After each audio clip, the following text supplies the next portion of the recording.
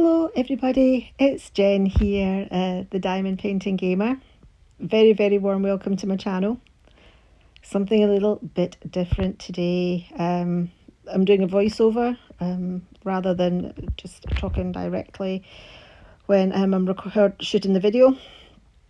And yeah, today finally is the day that I'm going to tell you the story of Medusa. I have been saying for a while that I'm going to do it. Sorry, it's been so long in coming. I did kind of want to be halfway through my Medusa diamond painting before I started the story. And yeah, I'm halfway through now. So yeah, here we go. So if you don't know, I have been working for quite some time on Medusa by Christopher Lovell. It's a Diamond Art Club piece. It is absolutely massive. It's 60 by 99 centimetres. It's a square. It's got 2 ABs, I think. And Kenny is meowing away at the door as per usual, but we're just going to ignore him. I've fed him, so yeah, he can stay out there for the moment because I don't particularly want to pause. Anyway, yeah, I am cracking on with this. I'm more than halfway through. I think the next time you see this diamond painting, I will have finished it. So yeah, this is basically the last part now, or the last time you'll see it before I've finished it. So yeah, more than halfway down. I think I'm kind of working in our neck area. The worst of the confetti is behind me. There's a lot more colour blocking now, so yeah, it should go a little bit faster. That's a nice earring there. I like that earring. I could go one like that. What do you think? It's well smart. Anyway, let us crack on with the story of Medusa. I've teased you far too long about it. And I will, actually, I think I will pause because the cat's scrabbling at the door and I don't want him to interrupt. So, back in a second. Okay, so I am back. Hopefully the edit has gone okay with the voiceover. Anyway, I will now go through the story of Medusa. Now, her story is quite strongly linked to the saga, the story of Perseus. So what I thought I would do is I would do both of them together because it kind of makes sense. So sit back, relax, grab a drink, grab your work in progress or whatever it is you're doing, and yeah, have a listen to the saga of Perseus and Medusa as well. I will apologise in advance for my pronunciation of some of the names. Yeah, they're a bit tricky, and obviously they're being said with quite a thick Scottish accent, so yeah, apologies if you don't understand or if they come out sounding a bit weird. Anyway, let us get started with the saga of Perseus. Okay, so Perseus was the son of Danae, the princess of Argos. Her father was Acrisius, the king of Argos, and he was worried about his lack of male heirs, so he consulted the Oracle of Delphi. Now, the oracle foretold that one day he would be killed by his grandson and that Danae's daughter would give birth to this grandson. So, terrified this prediction would come true, King Acrisius decided to keep Danae locked up in a chamber underground. Now, this way he thought that she would never be able to meet a man, get pregnant, whatever, and the prophecy would not be fulfilled. Now, you can hide your daughter as much as you want, but if it's from Zeus that you're hiding her, well, that's not an easy job, because it happened that locked away and sad, Danae caught the eye of Zeus. Now, Zeus took pity on the poor princess and he went to visit her in the form of golden rain. Thus, he could easily get inside the tower where the princess was held. Now, once inside the chamber, Zeus managed to enter Danae's body. Let's be polite. And make her with child. And out of this, Perseus was born. So Perseus is the son of Danae and Zeus. Now, when King Acrisius heard about Perseus, he remembered all about this prophecy and he feared that it would come true. Now, since Zeus was Perseus' father, there was absolutely no way he could kill him. To do so would put him at the mercy of the gods. And you don't want that. So what he decided to do was send his daughter and grandson away instead of killing him. But still, he couldn't risk the child growing up and fulfilling the prophecy. So to be sure that neither Perseus or Danae would never come near him again, he put both of them in a wooden box and, cast them out to sea. So he was absolutely sure that the pair would die in the sea waters, in the rough waters of the sea. Now, how this would be different from just killing the baby is, a matter of question. But like King Acrisius kind of thought, well, I didn't kill them, And he felt that way he would get away from incurring Zeus's wrath. Anyway, Zeus is the king of the gods, isn't he? He saw what was happening. He knew fair well what was going on. So he called out to his brother Poseidon and he asked him to make the sea calm. So instead of dying, perishing at sea, Danae and Perseus made it to the shores of a place called Seriphos. Now, there, a man called Dictys, who was the brother of the Seriphos king, Polydectes, found the chest on the beach. He opened it, freed Danae and Perseus, and Dictys took them both into his home, and he raised Perseus as his own son. So, time passed, Perseus grew up. Okay, so after some time, the king saw Perseus' mother and fell for her and wanted to marry her. Okay, so this is Polydectes that saw Danae, who is the brother of Dictys that found them on the beach. But Danae didn't want to become Polydectes' bride.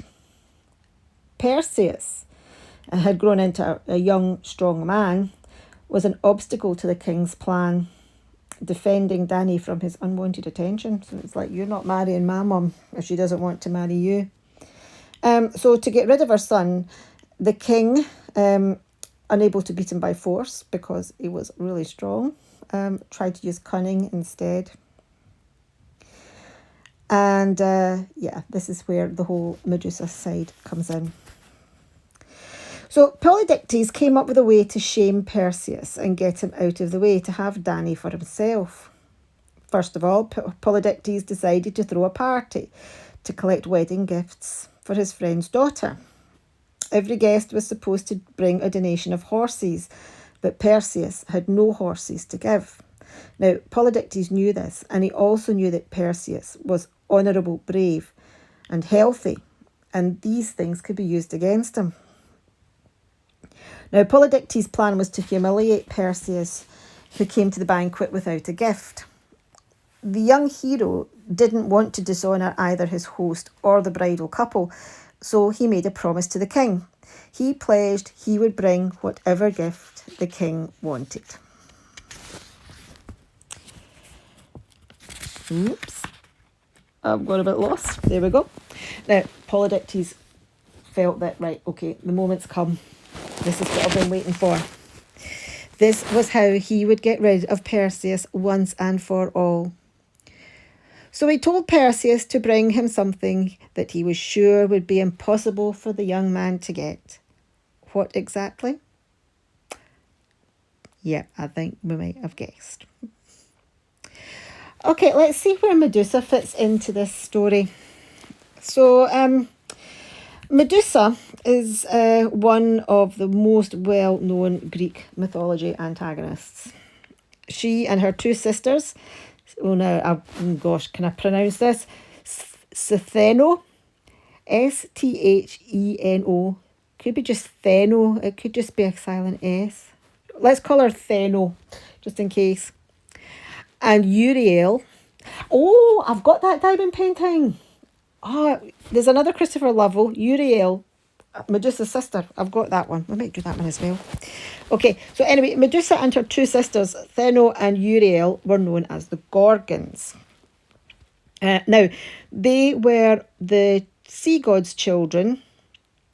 They were the sea god's children, Phorcys and his sister Keto. I don't understand that. Anyway, okay, the Gorgons had other siblings from Phorcys that, like them, were monsters that were to be reckoned with. One of these siblings was the three sea hags called the Graeae, who shared one eye.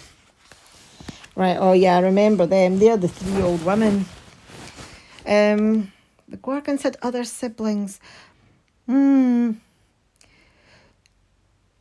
Okay, so I think these guys were all related by the sounds of things. I'm going to have to dig into that a wee bit further. This source I've got here hasn't made it very clear. Anyway, let's go on to Medusa, because that's what we're here for. Medusa, though, was a foe worthy of the bravest Greek heroes. While her appearance had been described as hideous, she had not always been so terrifying. Now, unlike her two sisters, Medusa was a mortal, and she was once an extremely beautiful woman. She had piercing eyes that men could not help but sing praises about, and her long, lustrous hair rivalled that of the goddesses, and many a suitor longed to run their fingers through her locks. I'll bet. But Medusa would have none of it. She was a strong, independent woman. Despite her numerous suitors, she instead became a priestess at one of the goddesses Athena's temples. Okay, so she's a priestess. Beautiful woman. Now, much to the frustration of the men who loved her, Medusa was unobtainable because priestesses at Athena's temple took a vow of celibacy and they were to remain virgins for their entire life. Okay, so celibacy. Now, while most of Medusa's admirers would have gave up on the virtuous priestess, there was one who would not take no for an answer, and that was Poseidon, the sea god. He still pursued Medusa. He still wanted her. So Medusa ran to the temple to seek out the protection of Athena. She had thought that Poseidon wouldn't touch her if she were within the walls of the temple, but she was wrong. Okay, Poseidon, he was just overcome by passion, or I don't know how you want to describe it, but basically he took advantage of Medusa in Athena's temple. And there is a 4-letter word which nowadays would describe what Poseidon had done to Medusa. Yeah. Totally blameless was Medusa, and given what happened to her, it is absolutely heartbreaking. Absolutely heartbreaking. Okay, so there are some versions of the story where Medusa is not taken by force. She falls in love with the sea god as well, and instead of staying faithful to her vow of being celibate, she marries Poseidon. But that's not the most common version. The most common version is the one that, whereas she is taken by force by Poseidon. Now, when Athena found out what had happened, she became absolutely furious. Now, you would think in this day and age, if it had happened, Athena would have been furious at Poseidon for what he did to one of her priestesses. No. She saw it the other way. She blamed Medusa. In Athena's eyes, Medusa had defiled her temple. So as punishment, she turned Medusa from a beautiful mortal woman into what we now know. Okay? The eyes that had once been admired by men became a curse to behold. anyone who would make contact with Medusa's stare would immediately be turned to stone. The beautiful strands of her hair were transformed into horrific and venomous snakes. Now, some stories say that despite the snakes and the gaze of stone, Medusa remained beautiful, only this time to look at her was deadly. And certainly in this painting here, she is still a beautiful, beautiful woman. Now, Medusa lived in most of the versions of her story with her sisters in the Western Ocean, close to the Hesperides. But there are tales that think that they may have lived where Libya is now, in sort of like the modern world. So quite far away from Greece. Right, okay, let's get back to old Perseus then and how he fits in with Medusa. So after she was turned into a monster, Medusa stayed with her sisters. Stories about them spread far and wide. Heroes came from all corners of the world to try and slay them. But despite their skills with weapons, Medusa turned them all to stone. She could not be defeated. Now, King Polydectes saw a chance here, so he asked Perseus to bring back the head of Medusa. Now, since it was a quest that no hero had ever been able to do, he was sure that it would be the perfect way to get rid of the young man. Now, Perseus dead, Polydectes would be free to marry Danae. But Perseus, as we know, is no ordinary guy. He was the son of Zeus, and he held favour with the gods. Athena guided him on the quest by telling him where to find the Hesperides. Now, you remember Athena didn't like Medusa because, history. Whether you think it's right or wrong, it's according to the story of what happened. So Athena guided him on the quest by telling him to find the Hesperides. Now, the Hesperides are nymphs who lived at the very western edge of the world, and they tended a beautiful garden, and that had a tree in it that bore golden apples. Now, that tree had been a wedding present from Hera to Zeus. And Athena told Perseus that these Hesperides would be able to tell him and help him to defeat Medusa. But he had to find his way to find them, to get to them first. And to do that, he had to find these the grey ones. Now, these are the sisters of the Gorgons, the three horrible, ugly old women that I kind of mentioned earlier. And they had one eye, and they shared that by passing it between one another. So Perseus came to their cave, and he kind of was watching them, passing this eye backwards and forwards. So he hid, and then when the eye was being passed, he jumped out and he grabbed it. And of course the grey were like, oh no, help, give me my eye, give me my eye, give me my eye, give me my eye. And he wouldn't give them the eye back until they told him the way to the garden of the Hesperides. So they told him what he wanted, essentially, and Perseus gave them their eye back. Excuse me. Okay, so Perseus was able to find the Hesperides in their garden, okay, and they gave him a magic bag in which he could put the head of Medusa. And he also got some other useful weapons from them as well to help on his quest.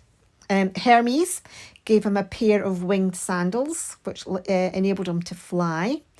Hades gave him a helmet that made him invisible, and that meant that Perseus could get really close to Medusa without being seen. Zeus gave Perseus a sword that he could use to slay Medusa, but it was Athena's gift that was the best. Okay, so Medusa couldn't be defeated by other heroes, basically because when they saw her, they got turned into stone. So to help Perseus, Athena had gave him a shield, the inside surface of which was like a mirror, so he could look at Medusa using her reflection rather than her directly, so that he wouldn't be turned into stone. So with all these gifts at hand, Perseus went to the Cave of the Gorgons. There he found all the statues, all the men, fallen heroes that had been turned into stone, who had tried to kill Medusa. So yeah, but that freaked him out a wee bit. He used his Athena's shield to find the Gorgons, because, as I said, it was safe to look at Medusa's reflection rather than looking at her directly. And he had his invisibility hat on as well from Hades. So as he walked into the cave, he saw them all sleeping. And he used the reflection. His steps were made light because of Hermes' sandals. And he basically crept up on them while they were asleep. And as soon as he got there, he whipped out his sword and whoof, whopped off Medusa's head. Whoof. Snakes were still going. That's not a snake noise, is it? That's a snake noise. Writhing away. And he grabbed Medusa's head and he stuffed it into his magic bag. Now, what you don't know, I don't know if you know this or not. Once he removed Medusa's head from the bleeding stump, the neck, emerged Pegasus. So that is where Pegasus came from. Pegasus came from Medusa's head being lopped off. He emerged out of her body. And also somebody called Chrysaor. Don't know, I'd never heard of him before, who was like a young man. Okay, and Pegasus and Chrysaor were actually Medusa's children when she was impregnated by Poseidon all that time, way back when he took her in the temple of Athena. So Chrysaor I'm not too sure about. Chrysaor, but Pegasus, we all know who Pegasus is, don't we? So yeah, Pegasus is the child, or one of the children, of Medusa and Poseidon. Okay, stories say that drops of Medusa's blood fell on the Libyan region and immediately turned into snakes. Okay, and they also think that this was around the region where Jason and part of Jason and the Argonauts' voyage was as well. But yeah, we might do Jason and the Argonaut story another time. We're doing Poseidon, not Poseidon. We're doing Medusa. So once the deed was done, once Medusa had been killed, Perseus put on his invisibility hat from Hades. When Medusa's sisters realised that she had been killed, they tried to chase him, but because he was wearing his magic hat and his magic shoes, they couldn't catch him. They couldn't see him, and they couldn't go fast enough to catch him. So he got off. Now, even though Perseus had successfully killed Medusa, her power was far from gone. Her severed head could still turn people into stone, so it was a dangerous weapon to have. So that's why it was in the bag. Now, some of the movies around this have mentioned Perseus and Andromeda. So yeah, we might carry on. We'll see. I don't know how long this has got to go here. I don't think it's got much longer to go. So on his journey home to give his Medusa's head over to King whatever he's Polydectes, who wanted to marry his mum. So Perseus went back via Ethiopia, where King Cepheus and Queen Cassiopeia ruled. Now, they had a beautiful daughter called Andromeda. And Cassiopeia was very boastful, and she said Andromeda was the most beautiful woman ever. She was more beautiful than, any of the gods, goddesses, what have you.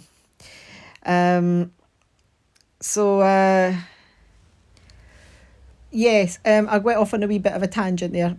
Apologise. Anyway, so Cassiopeia said that Andromeda was even more beautiful than the nymphs of the sea. Now, the nymphs are actually quite chill people, or were chill creatures. They were good guys. However, they were a bit annoyed with Andromeda's boast, or with Cassiopeia's boasting. So that made Poseidon a wee bit angry as well, because Poseidon's wife was a sea nymph. So yeah, it kind of annoyed Poseidon a little bit. So he sent a huge sea serpent to sort of like ravage the land, and get to teach him a lesson. Now, Cepheus, the king, he was a bit annoyed at this, so he went to see an oracle. And the oracle said, well, if you sacrifice Andromeda to the serpent, Poseidon would be appeased. And, the curse would be lifted and the serpent would go away. So, of course, Cepheus said yes. They would sacrifice Andromeda. However, all didn't go as planned. Andromeda was chained to a rock to be sacrificed to the serpent. Coming in, Perseus saw Andromeda there, chained to the rock, and he went down and said, what are you doing? Because he was flying on his winged sandals. He wasn't on Pegasus. He was flying on his winged sandals that he got from Hermes. As in Hermes the god, not Hermes the Hermes the delivery company. Anyway, who are no more. They're called something else now, aren't they? Anyway, so Perseus asked her what was wrong, and she said she was there as a sacrifice to Poseidon, and he felt pity for her, and he kind of fell in love with her a little bit, and he said, look, I will help you, I will rescue you, so you don't have to be sacrificed. So as soon as what he did was he hid. And when the big serpent came up to sort of like attack, eat, whatever, devour Andromeda, what he did was he lifted the head of Medusa out of the bag, and he showed it to the sea serpent. And the serpent looked directly at Medusa's head and, turned it to stone. So I think that's the ending. That's basically what's seen in the movie. Certainly the older movie from the 1980s. I don't know about the newer one because I didn't really watch that. I watched a bit of it, but it was a wee bit rubbish, so I stopped. But the one from the 1980s, that was just an awesome movie. It's got Harryhausen, like stop motion animation for like all the monsters and stuff. It's well cool. That's the story they have there, is how it ends with Perseus and Andromeda. But there is only a small part of the story. So Perseus essentially freed Andromeda. But she didn't escape the sacrifice. Funnily enough. So when Perseus brought her back to her parents, and Andromeda had explained what he had done, the king and queen offered Perseus Andromeda's hand in marriage. Perseus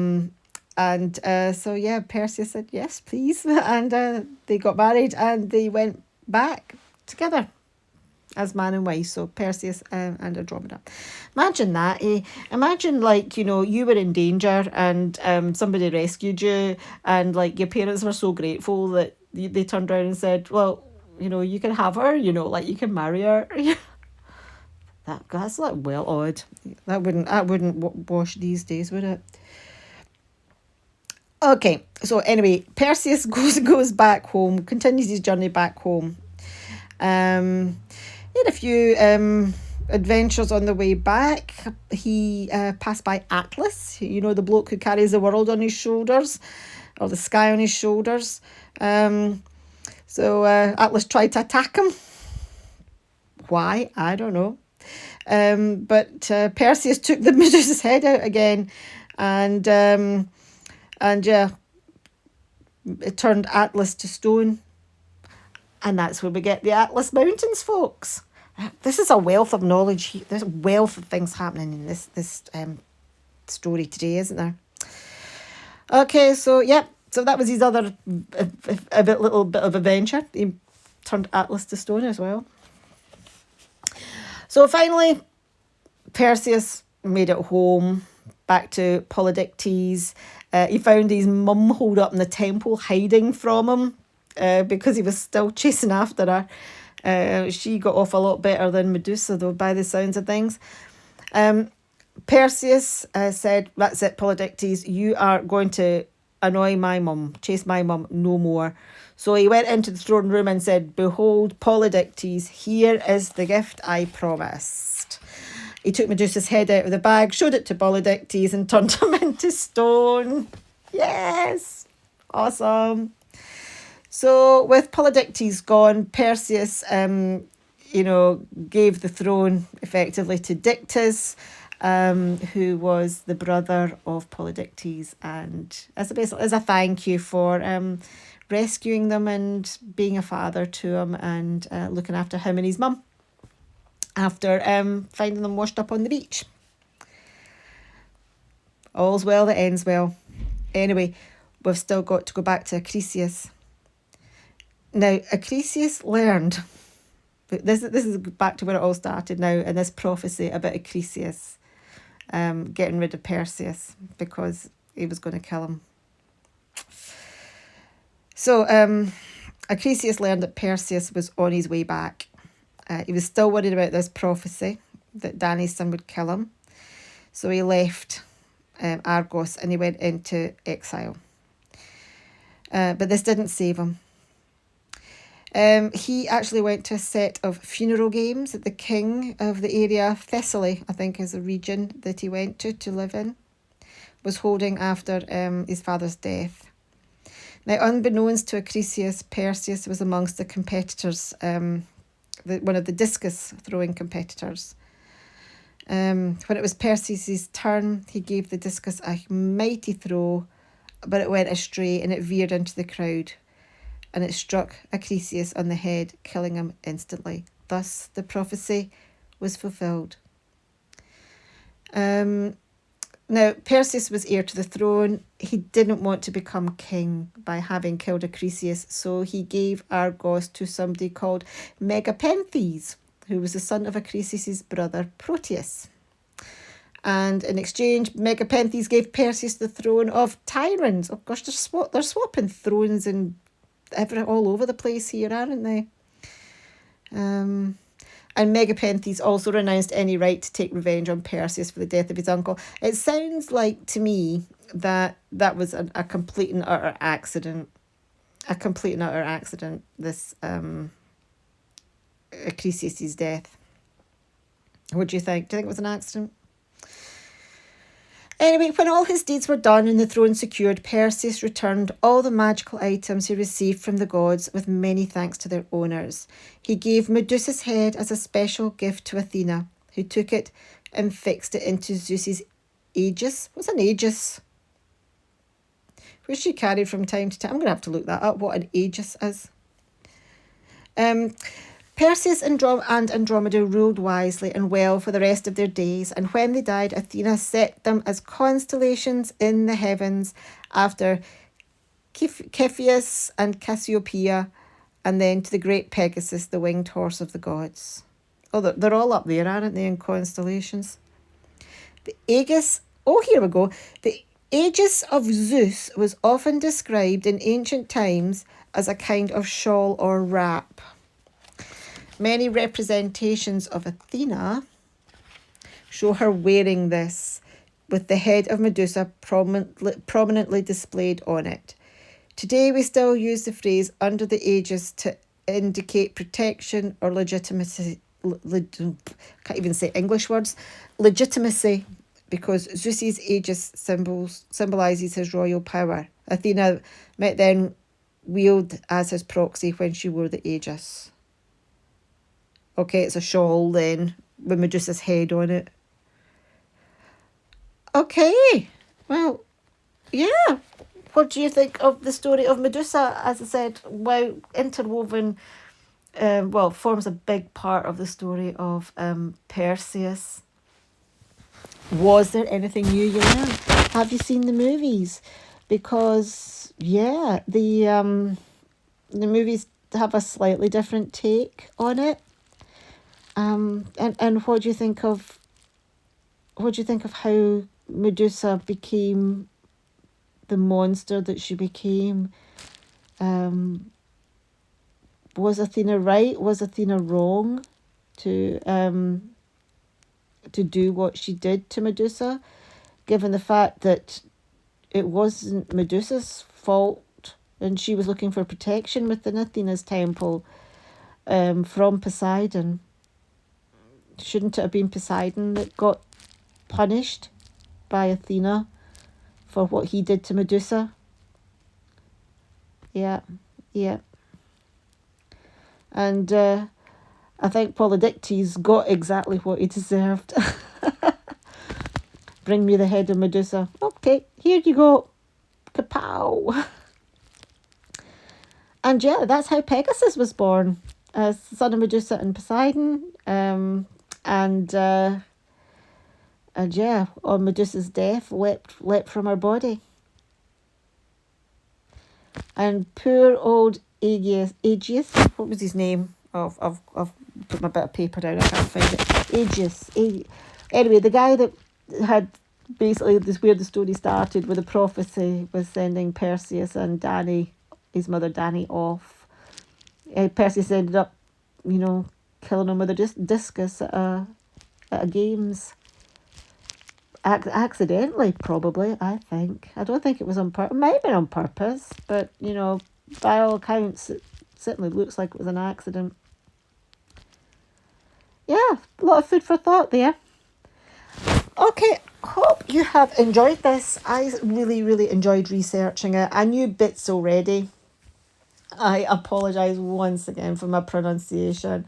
I hope you managed to understand it through the accent as well. I know sometimes people can struggle with it. I do talk kind of fast. Yeah. If you want to hear some more sort of like mythology stories, I might do some other whipping chats. I've got quite a few mythology type diamond paintings. Yeah, I might do some more whipping chats. I know I'm still doing my zodiac series, and I'm looking into the mythology behind the zodiac symbols as well, but I thought this would be a little bit more interesting, a little bit bigger. Anyway, if you have liked it, give it a wee big thumbs up, and we might do some more. Anyway, thank you very, very much for listening. Thank you very, very, very much for giving me some of your time today. You don't know how much it's appreciated. And I'll see you all in the next one, folks, okay? Cheerio. Have a good one.